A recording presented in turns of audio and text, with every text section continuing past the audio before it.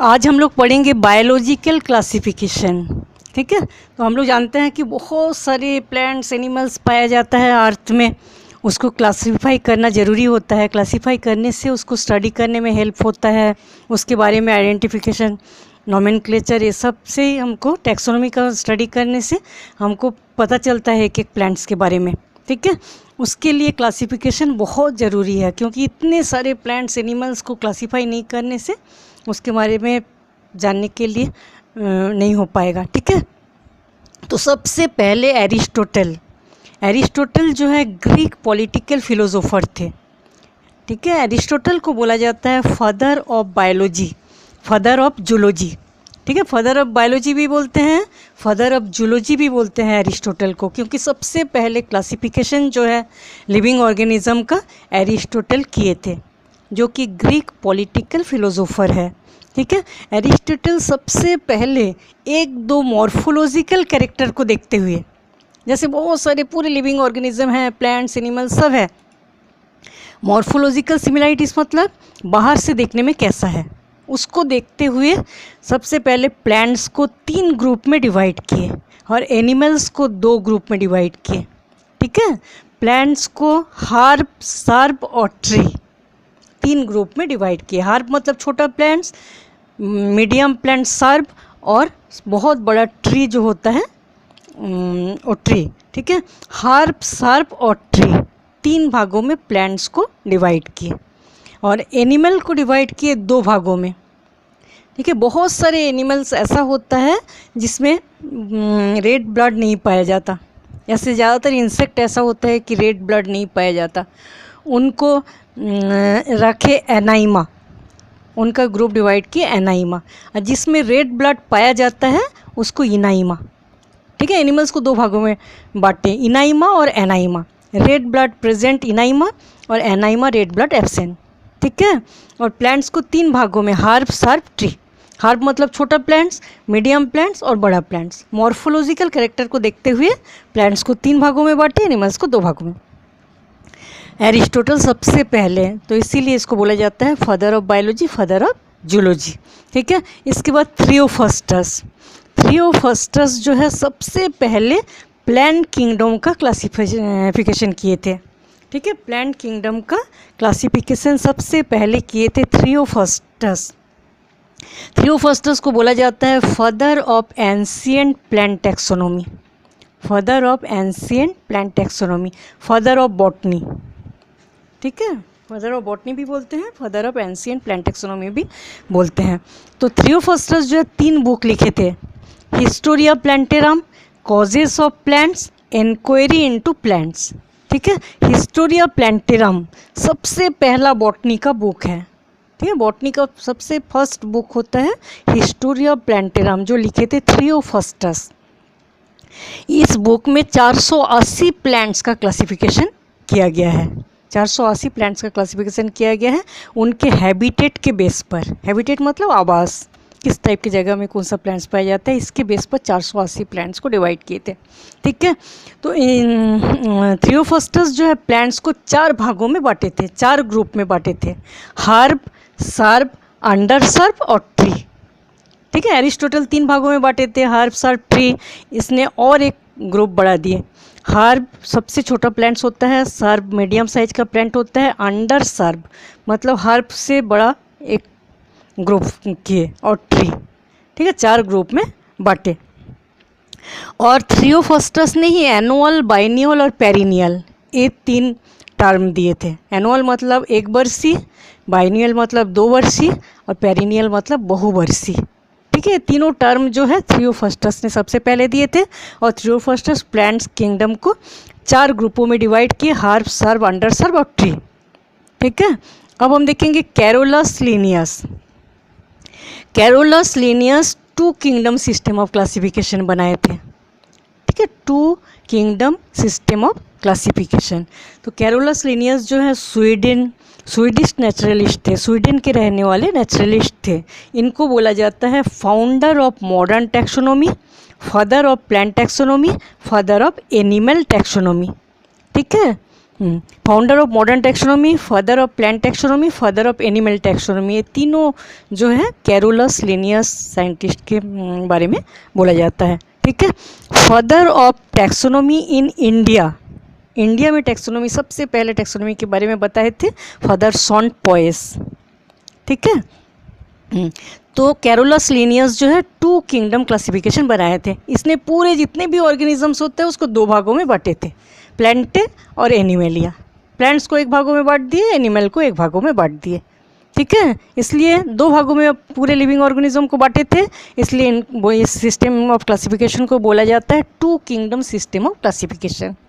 ठीक है। अब कैरोलस लिनियस जो है इसके बारे में हम लोग तो पढ़े ही हैं कि बायनोमियल नोमेनक्लेचर बनाए थे, है ना, जीनस स्पेसीज हम लोग पहले देख चुके हैं। तो कैरोलस लिनियस जो है 5 बुक्स लिखे थे, एक species plantarum, genera plantarum, सिस्टेमा नेचुरी, फिलोसोफिया Botanica और हॉर्टस एप्लेंडिकस, 5 बुक लिखे थे। ठीक है। सबसे पहला जो स्पेसीज प्लांटेरम था उसमें 5900 प्लांट्स का साइंटिफिक नेम लिखा हुआ है, 5900 प्लांट्स का साइंटिफिक नेम, और मतलब क्लासिफिकेशन के हिसाब से उसको अरेंज किया गया है। ठीक है। जेनेरा प्लांटेरम जो है उसमें प्लांट किंगडम के बारे में डिटेल डिस्क्रिप्शन दिया हुआ है। सिस्टेमा नेचुरी जो है उसमें 4326 स्पेसीज जो है उसका क्लासिफिकेशन दिया गया है। ठीक है। प्लांट किंगडम जो है इसका क्लासिफिकेशन में 4326 प्लांट स्पेसीज के बारे में दिया हुआ है। और scientific name and detail description animal kingdom का, इतने एनिमल्स 1758 एनिमल स्पेसीज जो है इसके बारे में पूरे साइंटिफिक नेम, इसका डिटेल डिस्क्रिप्शन दिया हुआ है सिस्टेमा नेचुरा बुक में। और बायोनोमियल नोमेनक्लेचर के बारे में भी लिखा हुआ है इस बुक में।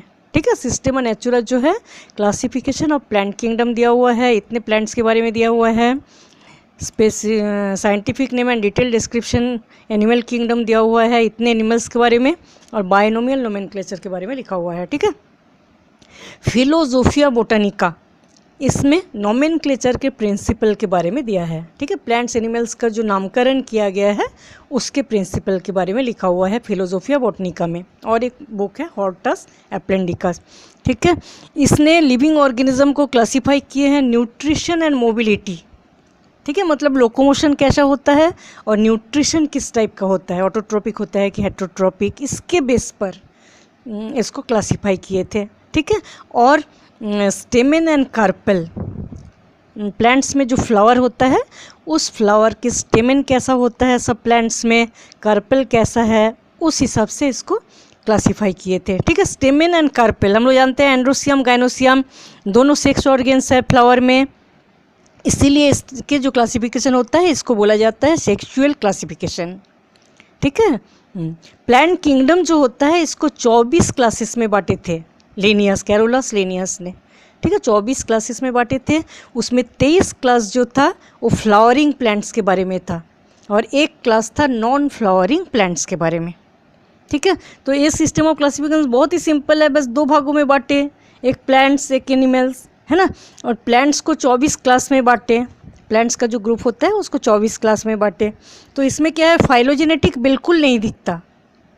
इनके सिस्टम ऑफ क्लासिफिकेशन में प्रोकैरियोट यूकैरियोट अलग से कुछ पता नहीं चलता, यूनिसेलुलर मल्टीसेलुलर ऑर्गेनिज्म के बारे में पता नहीं चलता, ग्रीन एल्गी फंजाई लाइकेन को क्लासीफाई नहीं किए थे।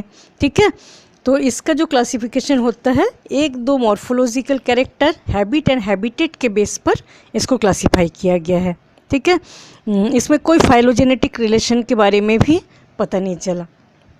तो एरिस्टोटल का क्लासिफिकेशन देखें हम, थ्रियोफास्टस का क्लासिफिकेशन देखें, लिनियस क्लासिफिकेशन देखें, ये तीनों क्लासिफिकेशन जो होता है आर्टिफिशियल सिस्टम ऑफ क्लासिफिकेशन है। ठीक है। तीनों जो है artificial system of classification. Artificial मतलब क्या होता है, 1-2 मॉर्फोलॉजिकल कैरेक्टर को और हैबिटेट को देखते हुए क्लासिफिकेशन किया जाता है। ठीक है। तो ये तीनों थ्रियोफास्टस, एरिस्टोटल और कैरोलस लिनियस तीनों क्लासिफिकेशन जो है आर्टिफिशियल सिस्टम ऑफ क्लासिफिकेशन होता है। अब हम देखेंगे 3 किंगडम सिस्टम ऑफ क्लासिफिकेशन। ठीक है। 3 किंगडम सिस्टम ऑफ क्लासिफिकेशन जिसको दिए थे German investigator Ernst Haeckel. Ernst Haeckel एक साइंटिस्ट थे जिसने 3 किंगडम सिस्टम ऑफ क्लासिफिकेशन दिए थे 1860 में। ठीक है, इसमें फाइलोजेनेटिक कैरेक्टर देखा गया था। ठीक है, मॉर्फोलॉजिकल क्या सिमिलरिटी डिसिमिलरिटी है, फिर टिश्यू डिफरेंशिएशन कैसा है, बहुत कुछ देखते हुए इसको क्लासिफाई किए थे। जैसे प्लांट और एनिमेलिया, तो इसके पहले कैरोलस लिनियस डिवाइड किए थे प्लांट एनिमेलिया, तो उसने और एक ग्रुप बनाया प्रोटिस्टा।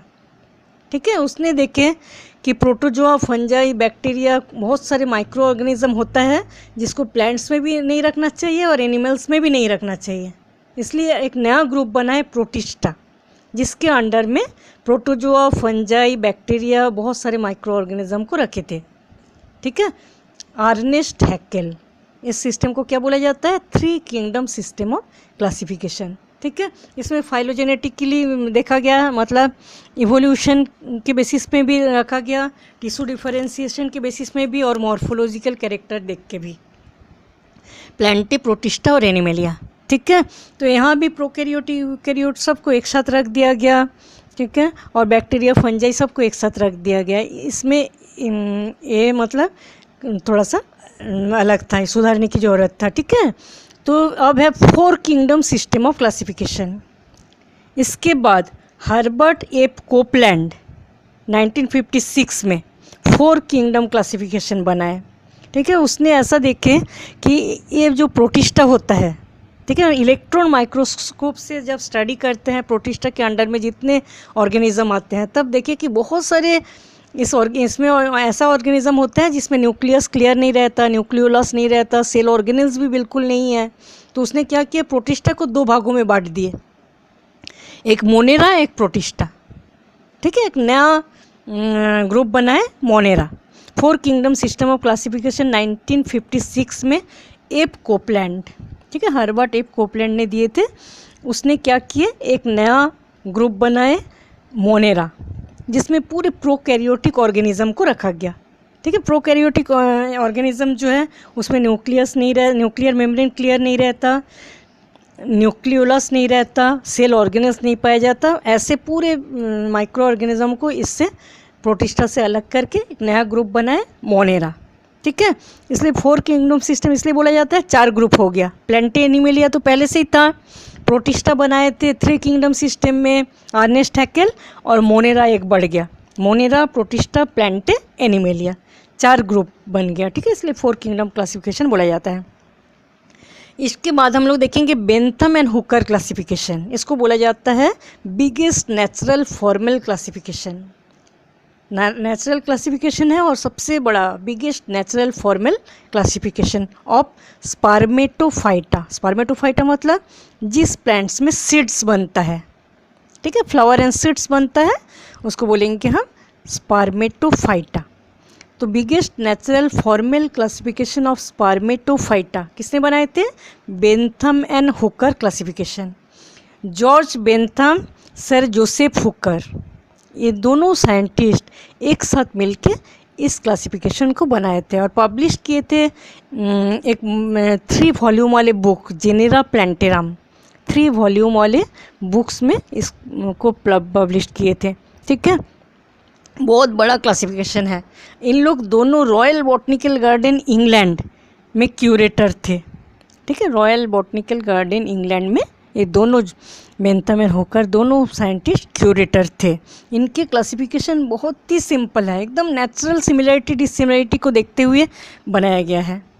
ठीक है, कुछ मॉर्फोलॉजिकल कैरेक्टर है और ज़्यादातर मतलब फ्लोरल कैरेक्टर को देखा गया। प्लांट्स का जो फ्लावर होता है उसके कैरेक्टर के हिसाब से इसको क्लासीफाई किया गया। ठीक है, इसमें फाइलोजेनेटिक रिलेशनशिप बिल्कुल नहीं दिया गया है।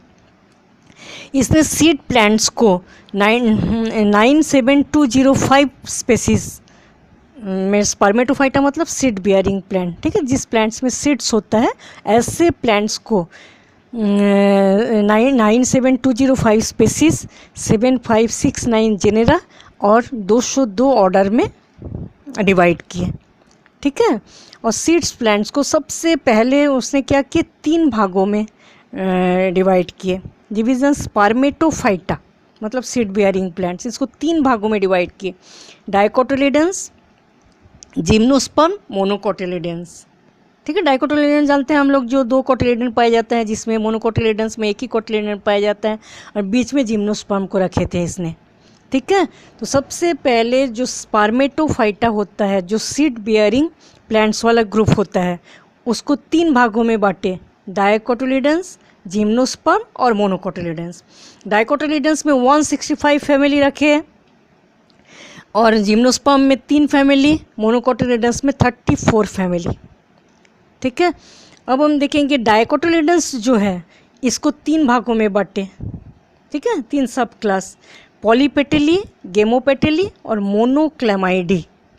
पॉलीपेटेली में 84 फैमिलीज, गेमोपेटेली में 45 फैमिलीज और मोनोक्लेमाइडी जो है उसमें 36 फैमिलीज रखे। ठीक है, पॉलीपेटेली किसको बोलेंगे? जिसके पेटल अलग अलग रहते हैं। हम लोग जानते हैं कि कोरोला जो होते हैं उसको पेटल बोलते हैं, तो कोरोला जब एक दूसरे से पूरे अलग अलग रहते हैं इसको हम बोलेंगे पॉलीपेटेली।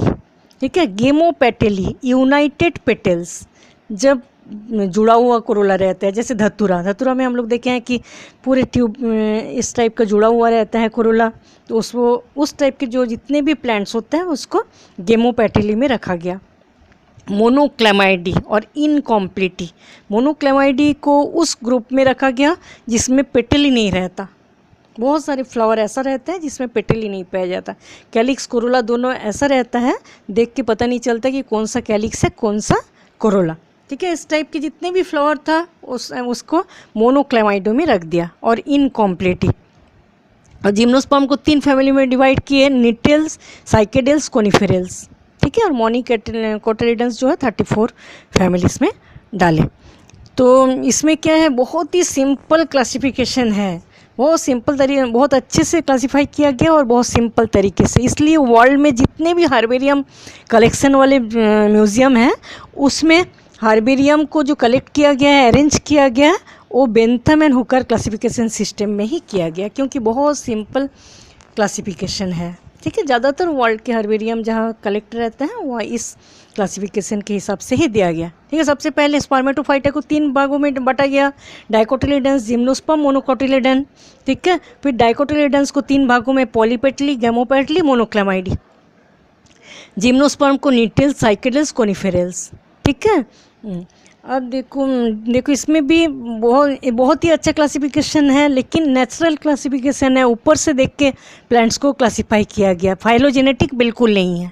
ठीक है, इवोल्यूशनरी एक को देखते हुए इसको नहीं बांटा गया है, इसलिए बहुत सारे क्लोजली रिलेटेड फैमिली, बहुत आसपास वाले क्लोजली रिलेटेड फैमिली जो है उसको भी दूर दूर रखा गया, क्योंकि मॉर्फोलॉजिकल कैरेक्टर देख के ही इसको डिवाइड किया गया, तो बाहर अंदर के जो स्ट्रक्चर होता है उसको देखते हुए नहीं किया गया।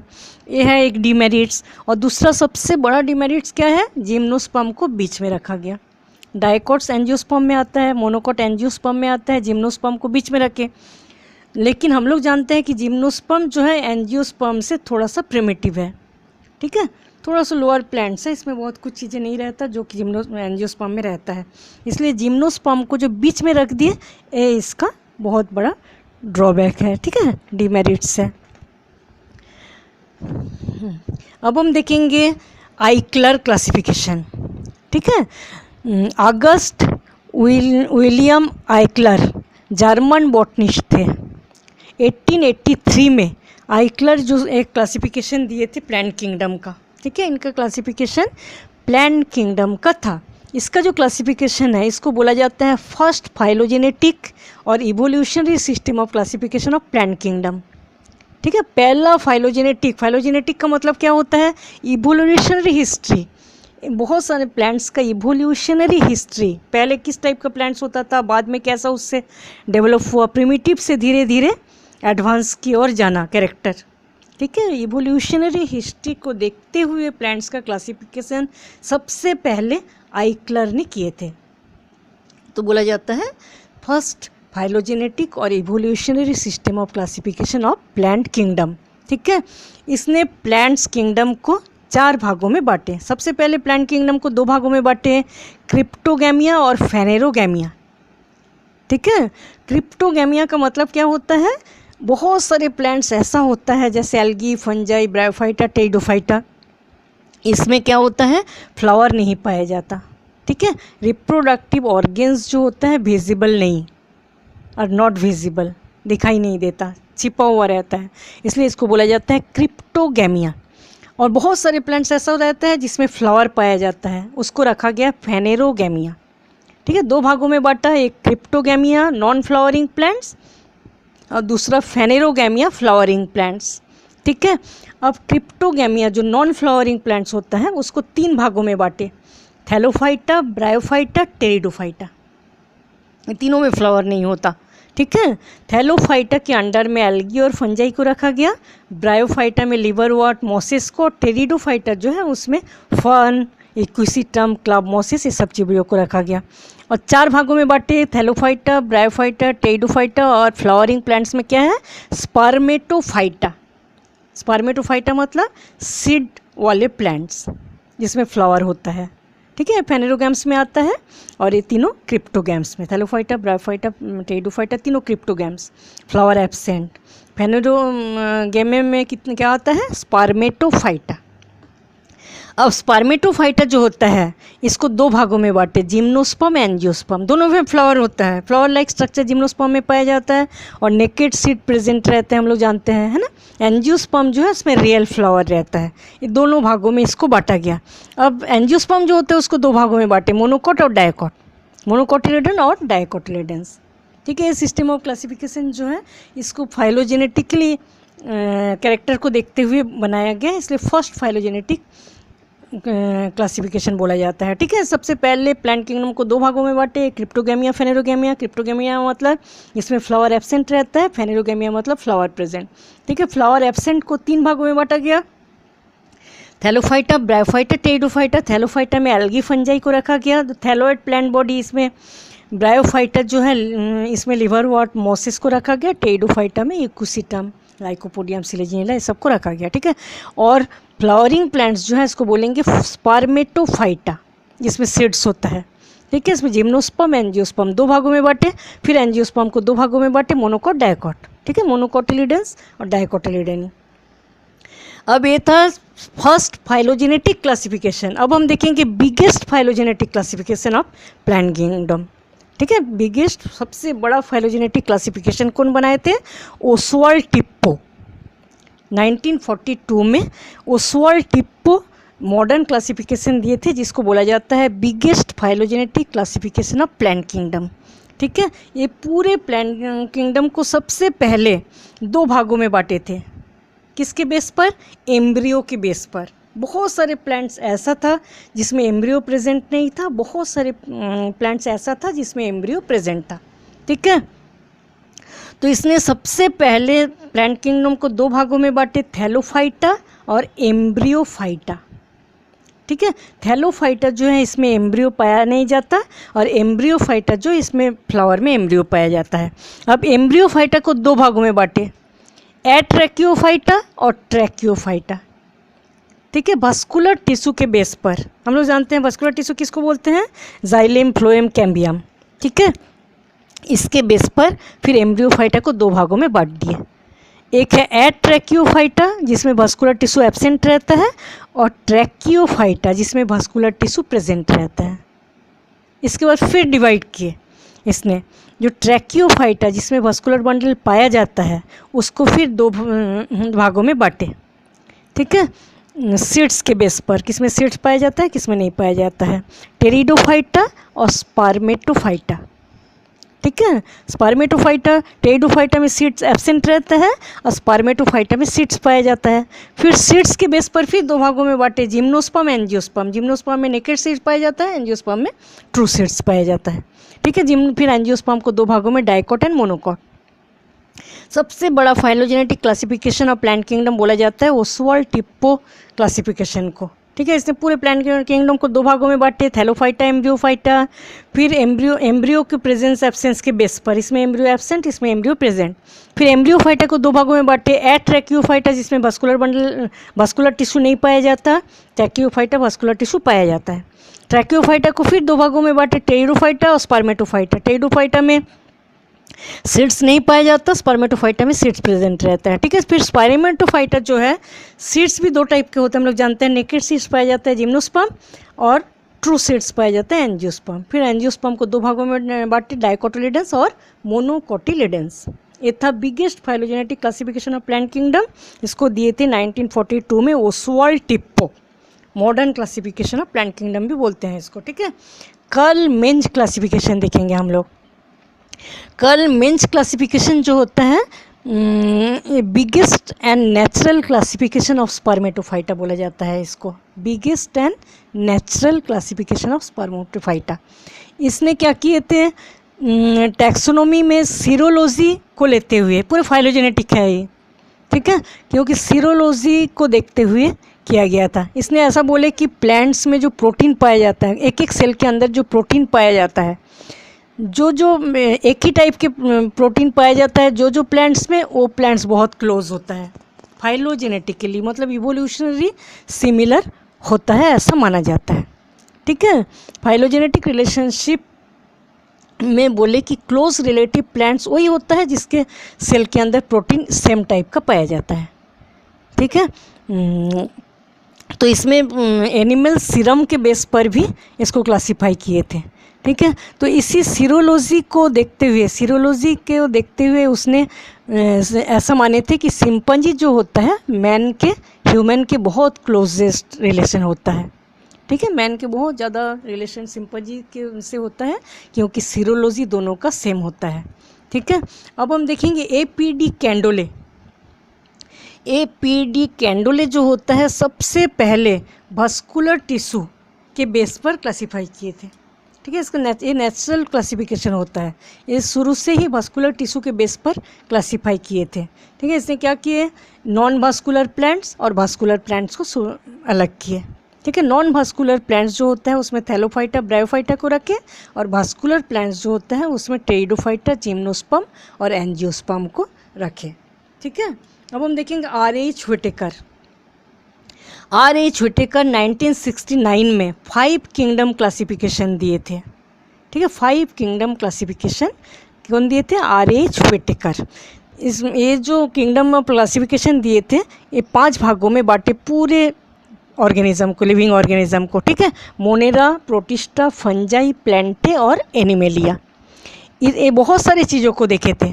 ठीक है, इसमें नेचुरल को भी देखा गया था, आर्टिफिशियल भी देखे थे, और फाइलोजेनेटिक, तीनों को देखते हुए, जैसे सेल स्ट्रक्चर, इतने सारे प्लांट्स एनिमल के सेल स्ट्रक्चर को बेस करके क्लासिफाई किए। थैलस ऑर्गेनाइजेशन कैसा होता है, न्यूट्रिशन कैसा होता है, सेप्रोफिटिक होता है कि ऑटोट्रॉपिक होता है, सब चीज़ों को, रिप्रोडक्शन को देखते हुए, फाइलोजेनेटिक रिलेशनशिप को देखते हुए, ठीक है, इतने सारी चीज़ों को देखते हुए लिविंग ऑर्गेनिज्म का क्लासिफिकेशन किए थे 5 भागों में, Monera, protista, fungi, Plantae and animalia. ठीक है, तो हम अब इसका क्लासिफिकेशन देखते हैं। ठीक है, इसकी क्लासिफिकेशन सबसे पहले देखेंगे सेल टाइप।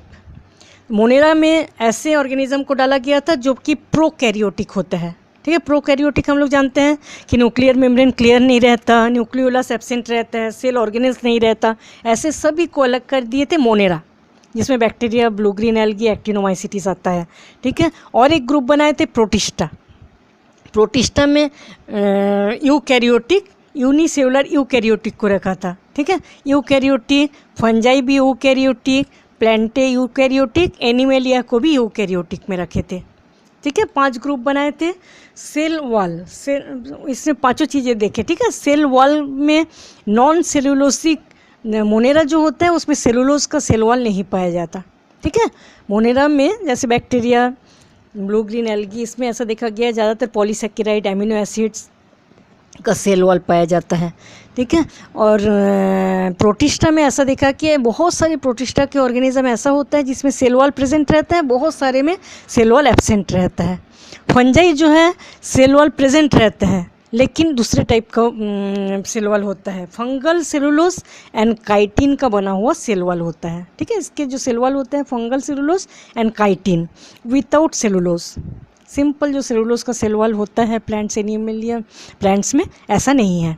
ठीक है, और प्लांटे में जो है सेल वॉल प्रेजेंट रहता है, प्लांट्स का ये स्पेशल कैरेक्टर होता है कि इसमें सेल वॉल प्रेजेंट रहता है और सेलुलोज का सेल वॉल रहता है, ठीक है। एनिमेलिया जो है इसमें सेल वॉल एब्सेंट रहता है। मोनेरा में सेल वॉल पाया जाता है लेकिन सेलुलोज का सेल वॉल नहीं पाया जाता है। पॉलीसेकेराइड एमिनो एसिड्स का सेल वॉल पाया जाता है। प्रोटिस्टा जो है उसमें बहुत सारे प्रोटिस्टा के ऑर्गेनिज्म में सेल वॉल पाया जाता है, बहुत सारे में एब्सेंट रहता है। फंजाई में सेल वॉल पाया जाता है लेकिन फंगल सेलुलोज एंड काइटिन का बना होता है। प्लांटे में सेलुलोज का सेल वॉल पाया जाता है और एनिमेलिया जो है उसमें सेल वॉल एब्सेंट रहता है, ठीक है। इतने सारे चीज़ों को देखते हुए आरवी छुटेकर 5 किंगडम क्लासिफिकेशन बनाए थे। न्यूक्लियर मेम्ब्रेन, मोनेरा जो है उसमें न्यूक्लियर मेम्ब्रेन एब्सेंट रहता है उस ऑर्गेनिज्म में। प्रोटिस्टा, फंजाई, प्लांटे, एनिमेलिया चारों में न्यूक्लियर मेम्ब्रेन पाया जाता है, ठीक है। बॉडी ऑर्गेनाइजेशन यूनिसेलुलर होता है मोनेरा, ठीक है। Bacteria, blue green algae, actinomycetes ये सब मोनेरा में आता है, ज़्यादातर सब यूनिसेलुलर होता है। प्रोटिस्टा में यूनिसेलुलर यूकैरियोटिक को रखा गया। फंजाई जो होता है यूनिसेलुलर भी होता है, मल्टीसेलुलर भी पाया गया, ठीक है। इसमें जो टिश्यू होता है लूज टिश्यू का अरेंजमेंट था। और प्लांटे जो है इसमें टिश्यू भी पाया जाता है, group of tissue, complex tissue भी पाया जाता है जिससे ऑर्गेन बनता है। हम लोग जानते हैं complex tissue xylem, phloem, cambium, simple tissue parenchyma, collenchyma, sclerenchyma, है ना। ये सब से प्लांटे को अलग किया गया। और एनिमेलिया जो है उसमें टिश्यू पाया जाता है, टिश्यू मिला के ऑर्गेन होता है, ऑर्गेन सिस्टम सब प्रेजेंट रहता है। ये सब देखते हुए डिवाइड किए थे।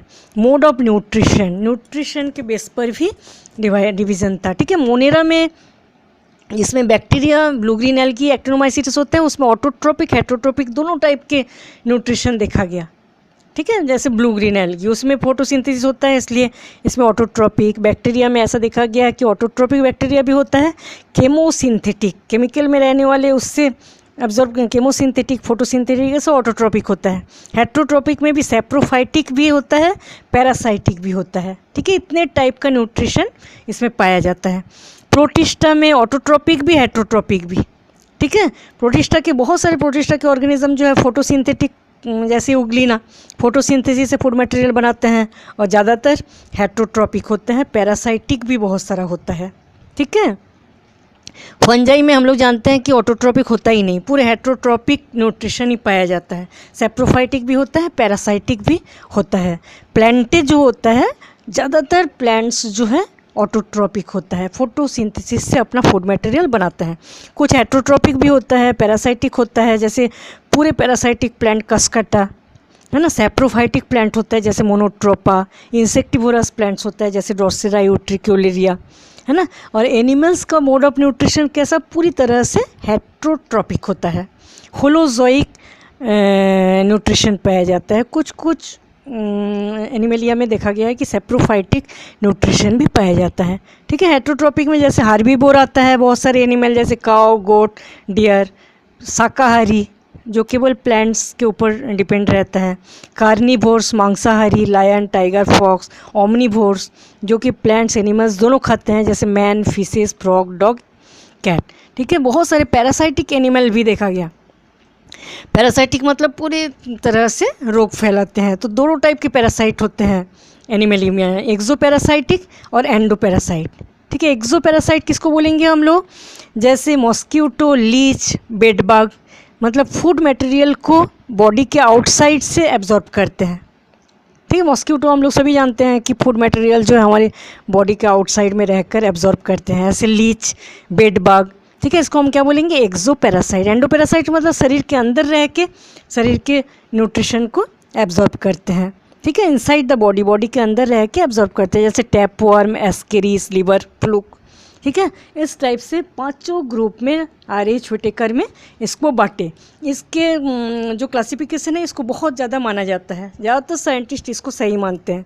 कुछ कमियां इस में है, जैसे कि यूनिसेलुलर एल्गी, जैसे प्रोटिस्टा में उसने क्या किए, यूनिसेलुलर यूकैरियोटिक को रख दिए। तो यूनिसेलुलर यूकैरियोटिक में बहुत सारी यूनिसेलुलर एल्गी भी है, ठीक है। तो यूनिसेलुलर एल्गी को उसने प्रोटिस्टा में रख दिए और मल्टी सेलुलर एल्गी को प्लांटे में रख दिए। ये थोड़ा सा डिमेरिट्स लगता है, ठीक है। और कहीं वायरस के बारे में कुछ नहीं दिया गया, मतलब इस क्लासिफिकेशन में वायरस को नहीं रखा गया, ये एक दो चीज़ें जो है इसको ऐसा लगता है कि इसको सुधारने की ज़रूरत है, बाकी पूरे क्लासिफिकेशन को बहुत ज़्यादा मान्यता मिलता है। ठीक है, 3 डोमेन क्लासिफिकेशन बाय कार्ल हुश 1990 में दिया गया। ठीक है, इसने क्या किए, 3 डोमेन में डिवाइड किए पूरे लिविंग ऑर्गेनिज्म को। ठीक है, इसने क्या किए, जो मोनेरा होता है, ठीक है, मोनेरा को भी 2 भागों में बांट दिए। ठीक है, मोनेरा में हम लोग पढ़े थे कि bacteria, blue green algae, actinomycetes, archaebacteria, ये सब आता है। लेकिन उसने ऐसा बोले कि आर्की बैक्टीरिया जो होता है पूरी तरह से अलग है बैक्टीरिया से। ठीक है, इसलिए इसने क्या किया, 3 भागों में 3 डोमेन बांटे। इसको 6 किंगडम क्लासिफिकेशन भी बोला जाता है। Archaea, you bacteria, protista, fungi, Plantae और एनिमेलिया। मोनेरा को 2 भागों में बांट दिया, आर्किया और यू बैक्टीरिया और 2 बैक्टीरिया। ठीक है, इसने बोले कि आर्की बैक्टीरिया ऐसा होता है जो कि एंशिएंट बैक्टीरिया, मतलब ऐसा माना जाता है कि जब अर्थ का ओरिजिन हुआ है उसी समय आर्की बैक्टीरिया उसी समय से है।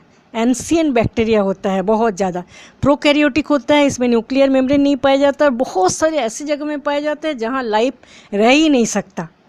ठीक है, exist in extreme harsh environment, hot spring, बहुत ज़्यादा गर्म झरना में भी पाया जाता है आर्की बैक्टीरिया, बहुत ज़्यादा सॉल्ट वाले सॉल्यूशन में पाया जाता है, डीप ओशन में भी पाया जाता है। ठीक है, उसको ज़िंदा रहने के लिए ऑक्सीजन भी नहीं चाहिए और लाइट भी नहीं चाहिए आर्की बैक्टीरिया। इसलिए ये सब देखते हुए उसने क्या किया, आर्की बैक्टीरिया को बैक्टीरिया से अलग कर दिए, जैसे मिथुनोजेंस, पायरोकोकस एक्सेट्रा। इसमें बोले कि सेल वॉल भी पूरी तरह से बैक्टीरिया से आर्की बैक्टीरिया का अलग रहता है, सीयूडो पेप्टाइडोग्लाइकॉन्स का बना होता है। और इसमें जो आरएनए पॉलीमेरेज रहता है, ठीक है, आरएनए पॉलीमेरेज जो होता है, इसमें जो सब यूनिट पैटर्न रहता है वो पूरे यूकैरियोटिक आरएनए पॉलीमेरेज जैसा होता है। लेकिन बैक्टीरिया में जो आरएनए पॉलीमेरेज होता है वो सिंपल सब यूनिट पैटर्न का होता है। ठीक है, मतलब दोनों के बीच में जो जेनेटिक मेकअप है वो भी अलग अलग होता है। इसलिए आर्की बैक्टीरिया, यू बैक्टीरिया को उसने मोनेरा से 2 भागों में बांट दिया। ठीक है, इसमें भी बैक्टीरिया प्रोकैरियोटिक होते हैं, न्यूक्लियर मेम्ब्रेन नहीं पाया जाता, यूनिसेलुलर होता है और सेल वॉल पेप्टाइडोग्लाइकन का बना होता है और सब जगह पाया जाता है। ठीक है, आरएनए पॉलीमेरेज जो होता है सिंपल सब यूनिट पैटर्न का बना होता है। और दोनों प्रोकैरियोटिक में जो राइबोसोम होता है 16S राइबोसोम प्रेजेंट रहता है। और यूकैरिया में चारों को रखा गया, प्रोटिस्टा, फंजाई, प्लांटे, एनिमेलिया। ठीक है, यूकैरिया में हम लोग जानते हैं कि न्यूक्लियस जो होता है एकदम क्लियर न्यूक्लियस रहता है, न्यूक्लियर मेम्ब्रेन रहता है, न्यूक्लियोलस प्रेजेंट रहता है, सभी टाइप के सेल ऑर्गेनेल्स पाया जाता है और सेल मेम्ब्रेन पाया जाता है। सभी ऑर्गेनेल्स जो है मेम्ब्रेन वाला होता है। ठीक है, इसमें जो राइबोसोम पाया जाता है 18S राइबोसोम पाया जाता है। और आर्किया एंड यू बैक्टीरिया में जो राइबोसोम पाया जाता है वो 16S राइबोसोम पाया जाता है। ठीक है, इस टाइप से 3 डोमेन क्लासिफिकेशन बाय कार्ल हुश 1990। ठीक है, उसने क्या किया, 3 डोमेन में डिवाइड किए। इस क्लासिफिकेशन को बोला जाता है 6 किंगडम क्लासिफिकेशन। ठीक है, तीनों डोमेन आर्किया, यू बैक्टीरिया और यूकैरिया, आर्किया, यू बैक्टीरिया और यूकैरिया। आर्किया में आर्की बैक्टीरिया को रखा गया, यू बैक्टीरिया और ट्रू बैक्टीरिया में साइनो बैक्टीरिया को रखा गया और बैक्टीरिया को रखा गया, एक्टिनोमाइसिटिस को रखा गया और यूकैरिया में प्रोटिस्टा, फंजाई, प्लांटे और एनिमेलिया को रखा गया। ठीक है, इस टाइप से बायोलॉजिकल क्लासिफिकेशन जो है वो कंप्लीट हो जाता है।